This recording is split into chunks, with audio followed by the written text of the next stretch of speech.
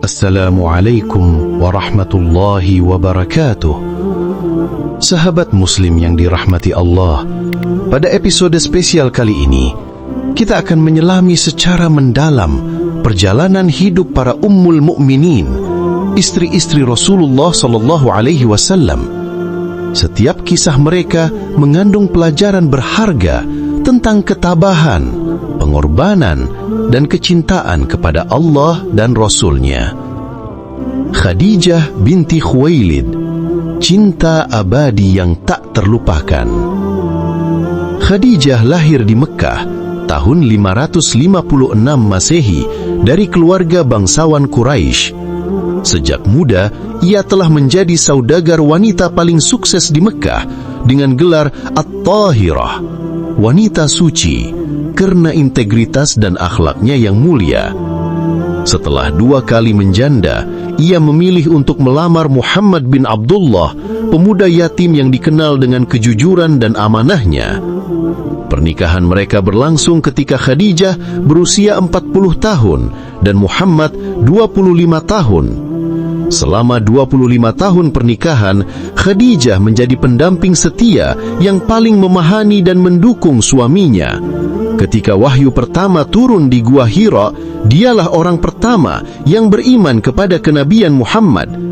Dengan penuh ketenangan, ia menghibur dan menenangkan Rasulullah yang ketakutan. Di tahun-tahun sulit awal dakwah, Khadijah mengorbankan seluruh hartanya untuk mendukung perjuangan dakwah. Ia menjadi benteng pertahanan dan penenang jiwa Rasulullah menghadapi cacian dan hinaan kaum Quraisy. Rasulullah sendiri bersabda tentangnya, "Dia beriman kepadaku ketika orang-orang ingkar, membenarkanku ketika orang-orang mendustakanku, dan menolongku dengan hartanya ketika orang-orang tidak memberiku apa-apa." Khadijah wafat di bulan Ramadan tahun ke-10 kenabian, meninggalkan luka yang dalam di hati Rasulullah. Kepergiannya bersamaan dengan wafatnya Abu Talib, sehingga tahun itu dikenal sebagai Amul Huzni, yaitu tahun kesedihan. Hingga bertahun-tahun kemudian, Rasulullah tetap mengenang jasa-jasa Khadijah dengan penuh kerinduan.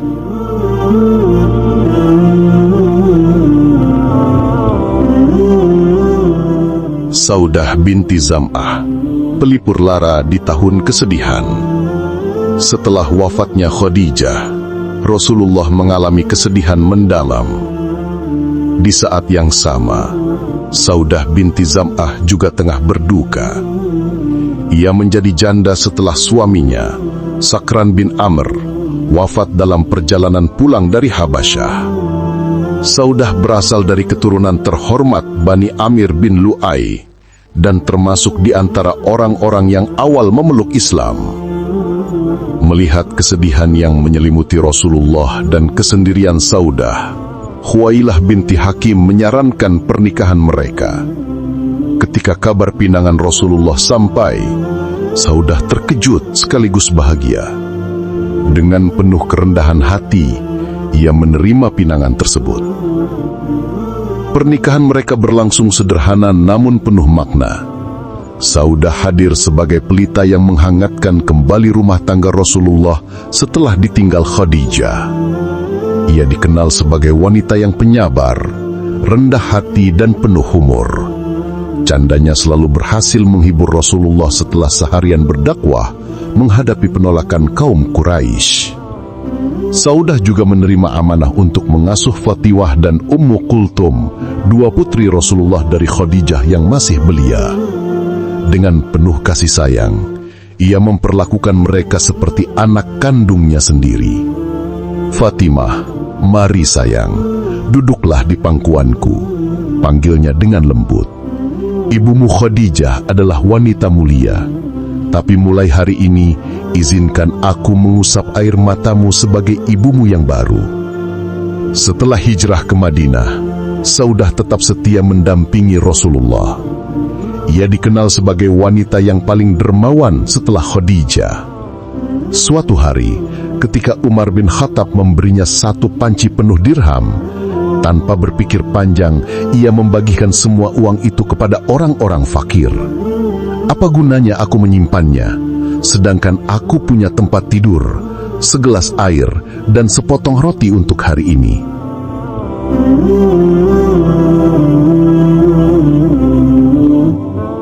Tiga, Aisyah binti Abu Bakar, sahabat hati yang cerdas. Aisyah adalah putri dari sahabat terdekat Rasulullah, Abu Bakar As-Siddiq.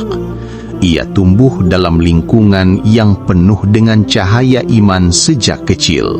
Ketika usia Aisyah menginjak dewasa, Rasulullah melamarnya dan pernikahan mereka pun dilangsungkan.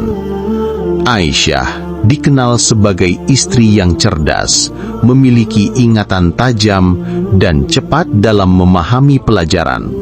Rasulullah sangat menyayanginya dan sering menghabiskan waktu untuk berbincang-bincang serta bersenda gurau dengannya. Dalam sebuah riwayat, Rasulullah pernah bersabda, keutamaan Aisyah atas wanita-wanita lain adalah seperti keutamaan farid, roti yang dicampur kuah atas makanan lainnya. Hubungan mereka penuh dengan kehangatan dan keceriaan. Pernah suatu ketika, Aisyah dan Rasulullah berlomba lari. Pada percobaan pertama, Aisyahlah yang menang. Beberapa waktu kemudian, ketika tubuh Aisyah mulai bertambah berat, Rasulullah mengajaknya lomba lagi, dan kali ini beliau yang menang sambil tersenyum berkata, "Ini untuk membalas yang dulu." Setelah wafatnya Rasulullah, Aisyah menjadi mercuasa ilmu yang menerangi umat. Ia meriwayatkan lebih dari 2.200 hadis dan menjadi rujukan para sahabat dalam berbagai persoalan agama. Hisham bin Urwah meriwayatkan dari ayahnya, "Aku belum pernah melihat orang yang lebih pandai dari Aisyah tentang Quran, hadis, fikih, syair, sejarah, nasab, dan pengobatan." Meski lembut dan seberhaja, Aisyah sangat tegas dalam urusan agama. Ia sangat menjaga kehormatan dan martabat sebagai muslimah. Ketika Hafsah binti Abdurrahman datang dengan kerudung tipis, Aisyah langsung menariknya dan menggantinya dengan kerudung tebal sambil berkata, "Apakah kamu ingin menyerupai wanita-wanita jahiliyah? Tidak, Hafsah, ini bukan jalan kita." Aisyah wafat pada malam 17 Ramadan tahun 58 Hijriyah. Madinah berduka kehilangan salah satu permata Islam. Ia dimakamkan di Baqi setelah disolatkan oleh Abu Hurairah. Warisan terbesar Aisyah adalah ilmu dan keteladanan yang terus mengalir hingga hari ini.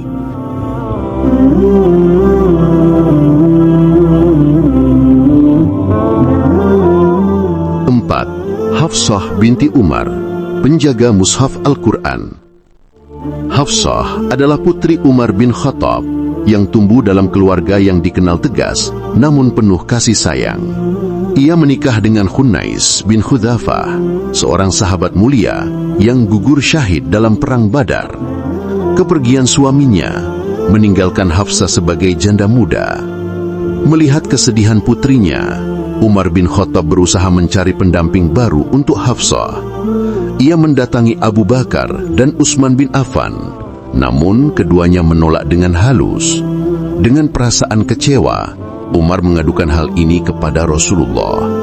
Mendengar keluh kesah Umar, Rasulullah tersenyum dan bersabda, "Hafsah akan dinikahi oleh orang yang lebih baik daripada Utsman, dan Utsman akan menikahi seseorang yang lebih baik daripada Hafsah." Kalimat itu menjadi petunjuk bahwa Rasulullah sendiri yang akan menikahi Hafsah. Seketika itu pula, bayangan kesedihan Hafsah pupus oleh cahaya kebahagiaan. Tak lama kemudian, Rasulullah secara resmi meminangnya. Dalam perjalanan rumah tangganya, Hafsah dikenal sebagai wanita yang tegas namun bijaksana, mewarisi sifat ayahnya. Ia sangat rajin beribadah, banyak berpuasa, dan tekun salat malam. Rasulullah sangat menghormatinya karena kesalehan dan ketakwaannya. Setelah wafatnya Rasulullah, Hafsah mendapat amanah agung sebagai penjaga mushaf Al-Qur'an yang pertama. Di masa kekhalifahan Abu Bakar, ketika banyak penghafal Al-Qur'an gugur dalam perang Yamamah, Umar bin Khattab mengusulkan pengumpulan Al-Qur'an dalam satu mushaf. Setelah proses panjang yang penuh kehati-hatian oleh Zaid bin Sabit, mushaf pertama itu diserahkan kepada Hafsah untuk dijaga. Amanah ini dilaksanakan Hafsah dengan sempurna. Di rumah sederhananya, ia menjaga mushaf Al-Qur'an dengan penuh hikmat. Setiap malam, ia duduk di samping mushaf itu sambil bermunajat kepada Allah. Ya Allah, titipanmu ini kujaga dengan segenap jiwa ragaku. Jadikan aku penjaga yang setia atas firman-Mu. Hafsah wafat pada tahun 45 Hijriah di masa pemerintahan Muawiyah bin Abi Sufyan. Madinah berduka kehilangan penjaga mushaf pertama. Warisan terbesarnya adalah kontribusinya dalam menjaga keutuhan Al-Qur'an hingga bisa sampai kepada kita hari ini.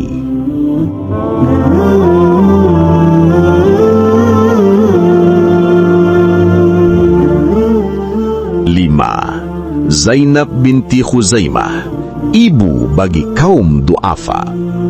Zainab binti Khuzaimah dikenal dengan gelar Ummul Masakin, ibu bagi orang-orang miskin sejak sebelum Islam. Ia adalah wanita yang sangat dermawan, selalu membantu orang-orang yang membutuhkan meski dalam keadaan serba kekurangan.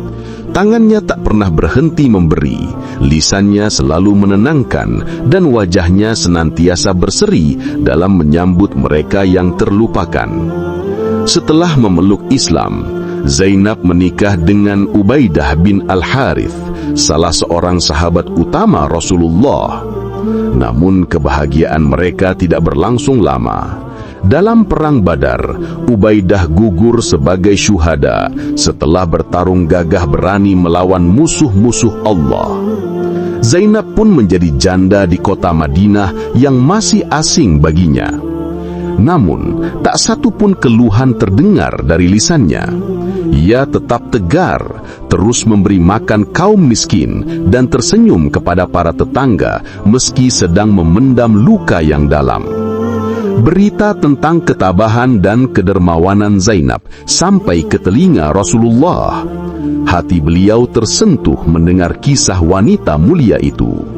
Maka dengan kasih sayang yang tulus, Rasulullah pun datang melamarnya. Ketika kabar lamaran Rasulullah sampai, Zainab tak kuasa menahan tangis haru. Benarkah ini? Rasulullah ingin menjadikanku istrinya? Tanyanya lirih, penuh rasa tak percaya. Dengan suara bergetar namun penuh kepastian, ia menerima pinangan itu. Pernikahan mereka berlangsung sederhana namun penuh berkah. Rasulullah menyambutnya dengan kasih sayang dan kelembutan yang luar biasa. Wahai Zainab, sabda beliau suatu hari, tak perlu engkau merasa lebih rendah dari siapapun. Engkau adalah bagian dari rumah ini. Engkau adalah Ummul Mukminin dan engkau adalah istri seorang nabi. Namun, takdir ilahi berkata lain. Kebahagiaan mereka hanya berlangsung singkat. 2 atau 3 bulan setelah pernikahan, tubuh Zainab mulai melemah. Penyakit menggerogoti dirinya dalam diam. Tanpa keluhan, ia tetap menjalani hari-harinya dengan senyuman. Suatu malam, dalam keadaan lemah, Zainab memanggil Rasulullah. Wahai kekasih Allah, izinkan aku berpesan, bisiknya lirih. Aku telah bahagia lebih dari yang pernah aku bayangkan. Jika kelak aku tiada, tolong doakan aku Rasulullah. Rasulullah memegang tangannya dengan penuh kasih sayang. Air mata beliau jatuh membasahi janggut yang mulia. Engkau, wahai Zainab, akan menjadi penghuni surga insya-Allah. Tak lama kemudian, ruh Ummul Masakin pun dipanggil oleh Allah. Berita wafatnya menyebar ke seluruh penjuru Madinah. Orang-orang miskin menangis, anak-anak yatim kehilangan ibu kedua mereka. Rasulullah sendiri yang mengurus jenazahnya dengan penuh duka. Zainab wafat meninggalkan pelajaran berharga tentang ketulusan hati, sabar atas ujian, dan kepedulian kepada sesama. Ia mengajarkan bahwa kemuliaan sejati bukan diukur dari harta atau kecantikan, tetapi dari keikhlasan dalam berbagi dan ketabahan dalam. 6. Ummu Salamah, kesabaran yang berbuah kemuliaan. Ummu Salamah yang bernama asli Hindun binti Abu Umayyah berasal dari keluarga terpandang Quraisy. Ayahnya dijuluki Zadur Raqab, pembawa bekal para musafir, karena kemurahan hatinya.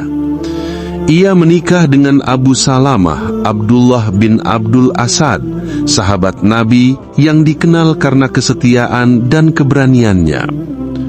Bersama suaminya, Ummu Salamah termasuk di antara orang-orang pertama yang memeluk Islam.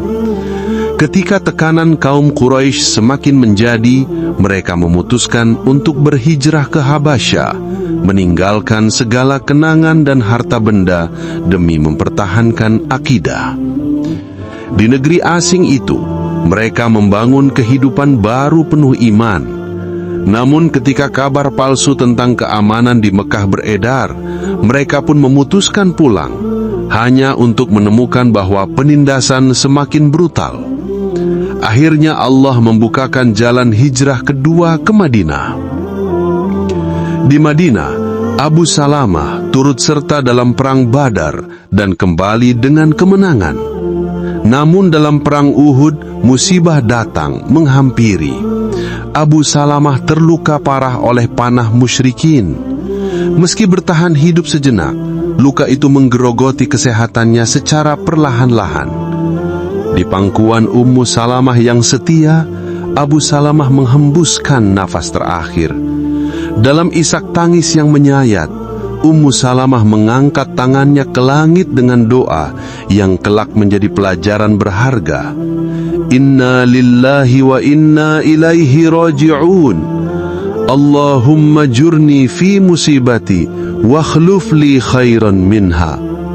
Sesungguhnya kami milik Allah, dan hanya kepadanya kami kembali. Ya Allah, berilah aku pahala atas musibahku ini, dan gantikanlah untukku dengan yang lebih baik. Allah mengabulkan doanya dengan cara yang mengagumkan. Rasulullah datang melamarnya. Awalnya, Ummu Salamah ragu. Wahai Rasulullah, aku ini sudah tua. Aku memiliki anak-anak yatim, dan aku adalah wanita yang sangat pencemburu. Rasulullah tersenyum dengan tatapan penuh kasih. Wahai Ummu Salamah, tentang usia, akulah yang lebih tua. Tentang anak-anakmu, aku akan mengasihi mereka sebagaimana aku mengasihi anak-anakku. Dan tentang kecemburuanmu, aku akan berdoa kepada Allah agar Dia melenyapkannya dari hatimu. Ummu Salamah pun menerima pinangan itu. Di rumah kenabian, ia menunjukkan kebijaksanaan yang luar biasa. Dalam perjanjian Hudaibiyah, ketika para sahabat enggan mengikuti perintah Rasulullah untuk menyembelih hewan kurban dan bercukur, Ummu Salamah memberi saran cerdas. Wahai Rasulullah, jangan berbicara apa-apa kepada mereka. Berdirilah, sembelihlah sendiri hewan kurbanmu, lalu cukurlah rambutmu. Mereka akan mengikutimu. Saran itu terbukti tepat. Rasulullah melakukannya, dan para sahabat pun mengikuti tindakan beliau. Ini menunjukkan betapa Ummu Salamah memahami suasana hati manusia dengan sangat baik. Setelah wafatnya Rasulullah, Ummu Salamah tetap aktif membimbing umat. Ia mengajarkan apa yang diketahuinya dari Rasulullah dan menjadi pengingat akan keteladanan Nabi mereka. Dalam majlis-majlis ilmunya, dengan mata berkaca-kaca, ia berkata, "Demi Allah, tak pernah kutemui lelaki sebaik Rasulullah. Beliau adalah manusia paling penyayang kepada keluarganya, paling penyantun kepada umatnya, dan paling sabar terhadap ujian dari Robnya. Ummu Salamah wafat di usia lebih dari 84 tahun, meninggalkan warisan keteladanan dalam kesabaran dan kebijaksanaan. Ia membuktikan bahwa sabar tidak berarti menyerah, dan kehilangan tidak berarti berakhir.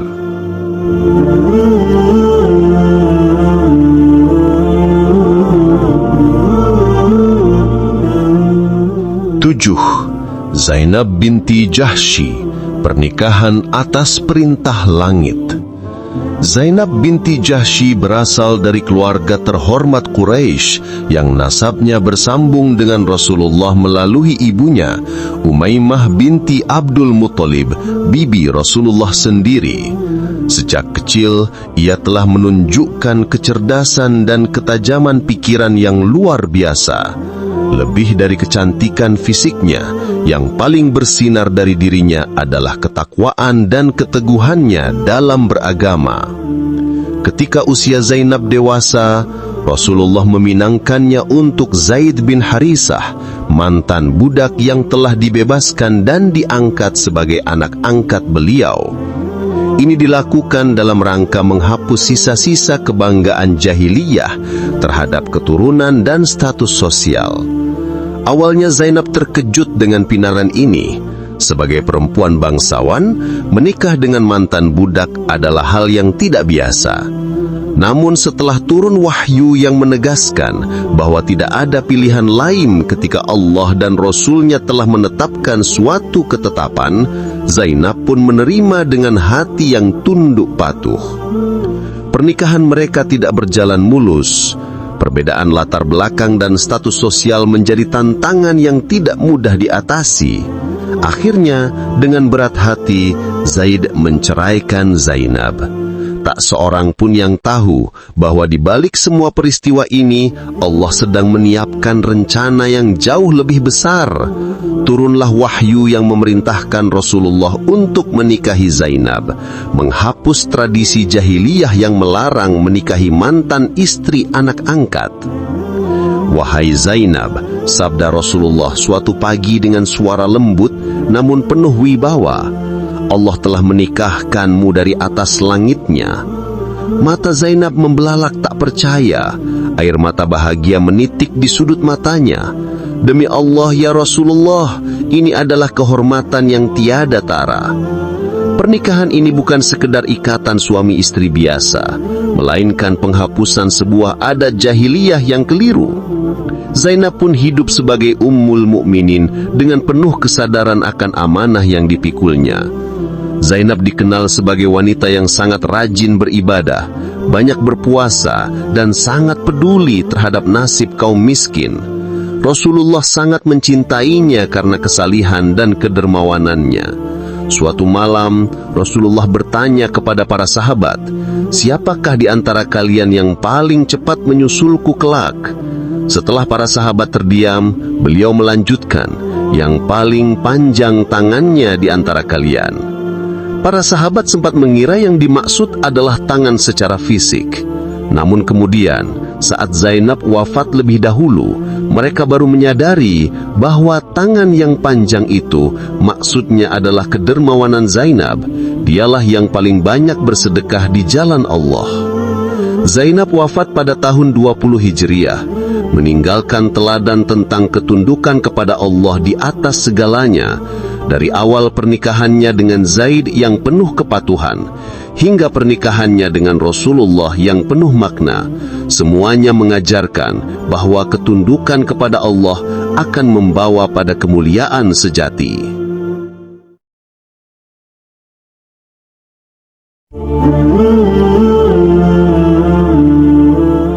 Delapan, Juwairiyah binti Al-Harith, tawanan yang memerdekakan kaumnya. Juwairiyah binti Al-Harith adalah putri pemimpin Bani Mustaliq. Dalam sebuah peperangan, bangsanya mengalami kekalahan dan Juwairiyah menjadi tawanan perang.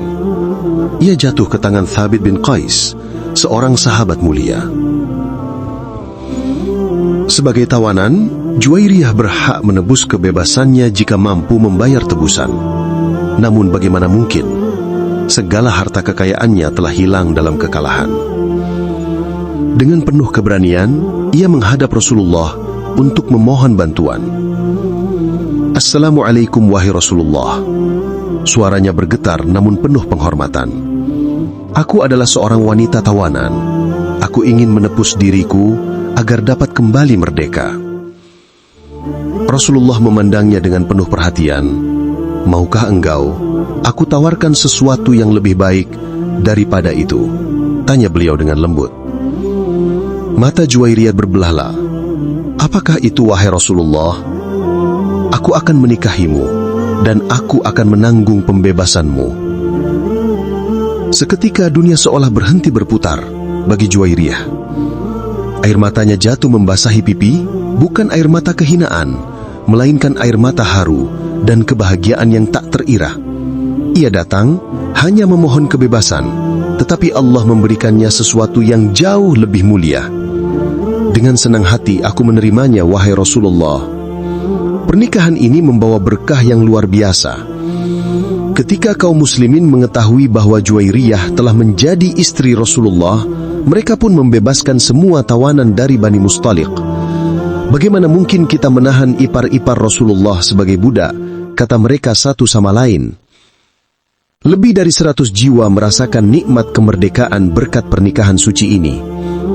Juwairiyah tidak hanya mendapatkan kebebasan dirinya, tetapi juga memerdekakan seluruh kaumnya.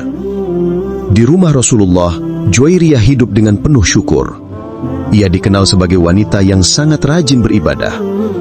Suatu pagi, setelah sholat subuh, Rasulullah keluar dari rumah. Ketika beliau kembali, Juwairiyah masih duduk di tempat sholatnya, terus berzikir dengan khusyuk. "Engkau tetap di tempatmu sejak aku pergi, wahai Juwairiyah?" tanya Rasulullah. "Iya, wahai Rasulullah." Rasulullah tersenyum lembut. "Maukah engkau aku ajarkan kepadamu beberapa kalimat yang jika engkau ucapkan, timbangannya akan sama dengan semua zikir yang engkau baca sepanjang waktu ini?" Dengan penuh semangat, Juwairiyah menjawab, "Tentu wahai Rasulullah, ajarilah aku." Beliau pun mengajarkan zikir yang pahalanya tak terhitung. Sejak itu, Juwairiyah semakin tekun dalam beribadah, mensyukuri nikmat Allah yang telah mengangkat derajatnya dari tawanan perang menjadi Ummul Mukminin. 9. Ummu Habibah, iman yang tak tergoyahkan. Romlah binti Abu Sufyan, yang lebih dikenal sebagai Ummu Habibah, adalah putri dari pemimpin Quraisy yang gigih memusuhi Islam. Meski tumbuh dalam lingkungan yang memusuhi dakwah Rasulullah, ia dan suaminya Ubaidillah bin Jahash memilih untuk memeluk Islam. Ketika tekanan kaum Quraisy semakin menjadi, mereka berhijrah ke Habasyah. Di negeri asing itu, Ummu Habibah melahirkan putri yang diberi nama Habibah. Namun ujian berat sedang menanti. Suaminya, Ubaidillah, meninggalkan Islam dan memeluk agama Nasrani. Bagaikan petir menyambar di siang bolong, dunia Ummu Habibah runtuh seketika. Namun dengan keteguhan yang luar biasa, ia berkata, "Demi Allah, tidak ada kebaikan lagi bersamamu. Aku tetap memilih Allah dan Rasul-Nya." Tak lama kemudian, Ubaidillah meninggal dalam keadaan murtad. Tinggallah Ummu Habibah sebatang kara di negeri orang, jauh dari keluarga, bersama seorang anak kecil. Dalam kesendirian yang pilu itu, Allah menghiburnya dengan cara yang tak terduga. Rasulullah mengirim utusan untuk melamarnya melalui Raja Najasyi. Mahar sebesar 400 dinar dibayarkan oleh Raja Najasyi atas nama Rasulullah. Ketika kabar ini sampai, Ummu Habibah tak kuasa menahan tangis bahagia. Dari janda yang sebatang kara di negeri asing, kini Allah meninggikannya menjadi Ummul Mukminin. Hubungan Ummu Habibah dengan ayahnya, Abu Sufyan, tetap terjalin meski penuh dinamika. Suatu ketika, Abu Sufyan mengunjungi Madinah dan datang ke rumah putrinya. Saat ia hendak duduk di atas permadani Rasulullah, Ummu Habibah dengan cepat melipatnya. "Apa maksudmu, wahai putriku?" tanya Abu Sufyan keheranan. "Wahai ayah, ini adalah permadani Rasulullah. Engkau masih musyrik dan aku tidak ingin engkau menodainya," jawab Ummu Habibah dengan tegas namun penuh hormat. Reaksi ini menunjukkan keteguhan prinsip Ummu Habibah. Ia mencintai ayahnya, tetapi cintanya kepada Allah dan Rasul-Nya lebih tinggi dari segalanya. Ummu Habibah wafat pada tahun 44 Hijriah, meninggalkan keteladanan dalam keteguhan iman. Dari putri musuh Islam menjadi Ummul Mukminin, dari wanita yang ditinggal suami murtad menjadi istri Rasulullah. Kisahnya mengajarkan bahwa iman yang teguh mampu mengubah takdir.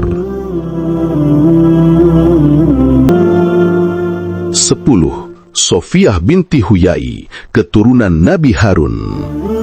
Sofiyah adalah putri Huyai bin Akhtab, pemimpin Yahudi Bani Nadir. Darah kenabian mengalir dalam tubuhnya. Ia adalah keturunan langsung dari Nabi Harun alaihi salam. Sejak kecil, ia telah dididik dalam tradisi Yahudi yang ketat. Dalam perang Khaybar, benteng-benteng Yahudi berhasil ditaklukkan pasukan muslimin. Sofiyah bersama wanita-wanita Yahudi lainnya menjadi tawanan perang.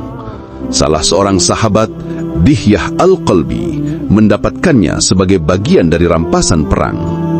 Ketika Rasulullah mengetahui bahwa Sofiyah adalah putri pemimpin Bani Nadir dan keturunan Nabi Harun, beliau memanggilnya.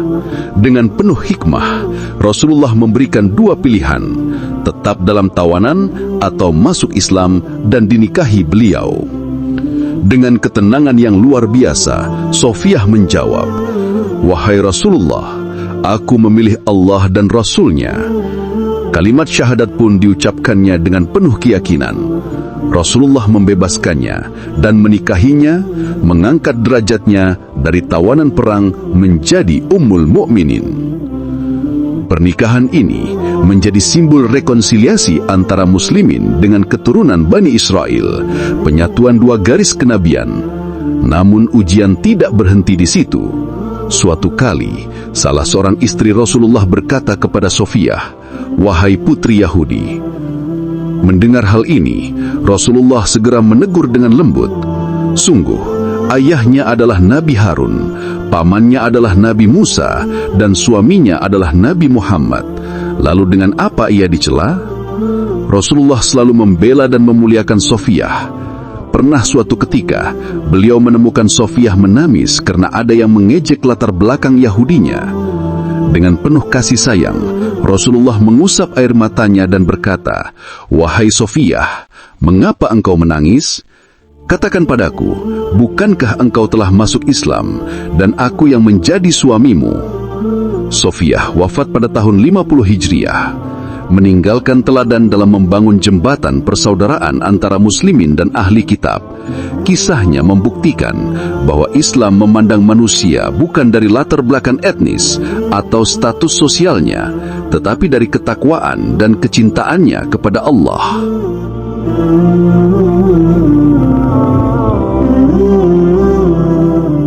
11. Maria Al-Qibtiyah, hadiah dari Mesir. Maria Al-Qibtiyah adalah wanita berdarah Koptik yang diutus oleh penguasa Mesir, Muqawqis, sebagai hadiah diplomasi untuk Rasulullah. Bersama saudarinya Sirin, Maria melakukan perjalanan panjang menuju Madinah. Ketika rombongan utusan Muqawqis tiba, Rasulullah menyambut mereka dengan penuh kehormatan. Kepada Maria, beliau menawarkan pilihan tetap dalam statusnya atau masuk Islam dan dimuliakan. Dengan keteguhan hati yang mengagumkan, Maria memilih untuk mengucapkan kalimat syahadat. Rasulullah kemudian memuliakannya dengan menjadikannya sebagai istrinya. Maria pun menempati kamar sederhana di samping Masjid Nabawi, memulai kehidupan baru dalam naungan Islam. Allah menganugerahkan kebahagiaan terbesar dalam hidup Maria. Dari rahimnya, lahirlah seorang putra yang diberi nama Ibrahim. Kelahiran ini membawa kebahagiaan luar biasa bagi Rasulullah yang telah kehilangan semua putra beliau dari Khadijah. Rasulullah sangat menyayangi Ibrahim kecil. Beliau sering menggendongnya, menciumnya, dan bermain dengannya. Dalam sebuah riwayat, Rasulullah pernah bersabda, "Dia Ibrahim adalah buah hatiku di dunia ini." Namun, takdir Allah berkata lain. Di usia 18 bulan, Ibrahim kecil jatuh sakit. Demam tinggi menggerogoti tubuh mungilnya. Maria dengan setia menjaga putranya, sementara Rasulullah datang silih berganti menjenguk dan mendoakannya. Pada suatu hari, Ibrahim menghembuskan nafas terakhir. Rasulullah dengan mata berkaca-kaca mengangkat putra kesayangannya seraya bersabda, "Sesungguhnya mata ini menangis, hati ini bersedih, tetapi kami tidak mengucapkan sesuatu yang tidak diridai Allah. Sesungguhnya kami sangat berduka dengan perginya-Mu, wahai Ibrahim." Maria, sang ibu, tentu saja merasakan kesedihan yang teramat dalam. Namun dengan ketabahan yang diajarkan Islam, ia menerima takdir ini dengan penuh keridhaan. Setelah wafatnya Rasulullah, Maria memilih untuk hidup zuhud dan banyak beribadah. Ia menghabiskan sisa hidupnya dalam kesederhanaan, mengingat kenangan-kenangan indah bersama Rasulullah dan putra tercintanya. Maria wafat pada tahun 16 Hijriah, meninggalkan pelajaran tentang kemuliaan dalam kesederhanaan dan ketabahan menghadapi ujian. Meski berasal dari latar belakang asing dan statusnya sebagai hadiah, Islam memuliakannya sebagai ibu dari putra Rasulullah.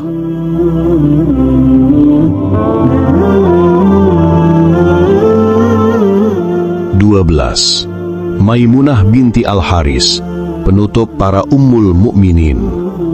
Maimunah binti Al-Haris adalah istri terakhir Rasulullah. Ia berasal dari keluarga terhormat Bani Hilal yang tumbuh dengan akhlak luhur dan hati yang lembut. Sebelum bertemu Rasulullah, kehidupan Maimunah telah diwarnai cobaan. Ia pernah menikah 2 kali, dan kedua pernikahan itu berakhir dengan kematian suami. Setelah menjadi janda, Maimunah tinggal bersama kakaknya, Ummu Al-Fadl, istri dari Abbas bin Abdul Muthalib. Dalam sebuah obrolan penuh kepercayaan, Maimunah menyampaikan keinginannya kepada kakaknya, "Wahai kakakku, aku ingin menyerahkan diriku kepada Rasulullah jika beliau berkenan menerimaku." Berita itu sampai kepada Rasulullah melalui Abbas. Dengan senyuman, Rasulullah bersabda, "Katakan padanya, aku menerima niat baiknya." Ketika kabar gembira ini sampai, Maimunah bersujud lama dalam doa, air matanya mengalir deras, memohon agar Allah memuliakannya dalam pengabdian kepada Rasul-Nya. Pernikahan mereka berlangsung pada tahun 7 Hijriah, setelah perjanjian Hudaibiyah dan Umroh Qadha. Maimunah menjadi penutup deretan para Ummul Mukminin, menyempurnakan bilangan istri Rasulullah. Di rumah kenabian, Maimunah menunjukkan kepribadian yang luar biasa. Aisyah radhiyallahu anha pernah berkata tentangnya, "Demi Allah, Maimunah adalah wanita yang paling bertakwa di antara kami, yang paling menjaga silaturahmi di antara keluarga Nabi." Ia tidak pernah menunjukkan kecemburuan, tidak pernah memancing pertengkaran, dan selalu menebar kesejukan. Hari-harinya diisi dengan ibadah, belajar, dan melayani Rasulullah dengan penuh cinta dan ketulusan. Setelah wafatnya Rasulullah, Maimunah mengisi sisa hidupnya dengan memperbanyak ibadah. Ia menjadi sumber ilmu dan keteladanan bagi generasi sesudahnya. Suatu hari, seorang gadis muda bertanya kepada Maimunah, "Wahai Ummul Mukminin, apa yang membuat engkau tetap tegar di atas iman hingga hari ini?" Maimunah tersenyum senduh, lalu menjawab, "Karena aku pernah mencintai Rasulullah, karena aku pernah mencium aroma surga lewat sabdanya, dan aku tahu tidak ada yang lebih mulia selain tetap setia kepada Allah dan Rasul-Nya, meski seluruh dunia meninggalkan kita." Pada tahun 61 Hijriah, dalam perjalanan pulang dari ibadah haji, Maimunah merasa tubuhnya melemah. Di tempat bernama Sarof, tempat yang sama di mana ia dinikahi, ia memanggil keponakannya. "Anakku, disinilah aku ingin dimakamkan, karena disinilah aku pernah bersama Rasulullah." Demikian sahabat Muslim kisah lengkap para Ummul Mukminin. Setiap pernikahan Rasulullah mengandung hikmah dan pelajaran agung, dari membangun persatuan, melindungi janda, hingga menegakkan syariat Islam. Semoga kita bisa mengambil teladan dari keteguhan iman, kesabaran, dan pengorbanan mereka. Jika sahabat Muslim menyukai pembahasan ini, jangan lupa like, subscribe, dan nyalakan lonceng notifikasinya. Sampai jumpa di kisah inspiratif lainnya. Wassalamualaikum warahmatullahi wabarakatuh.